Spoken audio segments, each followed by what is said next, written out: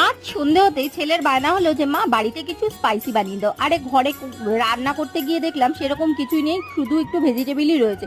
ভাবলাম একটু pan fry momo বানানো যাক ভেজিটেবিল দিয়েই। তারপর প্রথমেই কিন্তু কড়াইয়ে তেল দিয়ে একটু রসুন বাটা, আদা বাটা আর একটু লঙ্কা বাটা দিলাম। তার মধ্যে কুচি করা পেঁয়াজ দিয়ে ভালো করে ফ্রাই করে কেটে রাখা ভেজিটেবিলগুলো দিয়ে দিলাম। বাঁধাকপি, ক্যাপসিকাম, বিনস, গাজর সব দিয়ে এর মধ্যে নুন, মিষ্টি, একটু গোলমরিচ গুঁড়ো, soya sauce, vinegar, chilli sauce আর রেড সস দিয়ে ভালো করে এটাকে ফ্রাই করে নিলাম। আর ওদিকে তো ময়দাটা আমি আগেই মেখে রেখে দিয়েছিলাম, সকালেরই ময়দা মাখা ছিল, সেটাই দিয়েই কিন্তু আমি তৈরি করেছিলাম সেদিনের আমার প্যান ফ্রাইড মোমোটা। তা যদিও আজকে এই ভিডিওটা তোমাদের সবটা দেখাতে পারবো না, পরের ভিডিওতে দেখাবো যে আমি প্যান ফ্রাইডটা কি করে বানালাম। আজকে তোমাদের নর্মাল হিসাবে দেখাচ্ছি যে নর্মাল মোমো আমি কি করে বানিয়েছি। যাই হোক, ভেজিটেবিলগুলো কিন্তু ভেজে নিয়ে দেখো এরকম লেচি করে মোমোগুলোকে তোমাদের ইচ্ছা মতন তোমরা কিন্তু মুড়িয়ে নিতে পারো। তারপরে মোমোগুলোকে ভালো করে স্টিম দিয়ে নেব।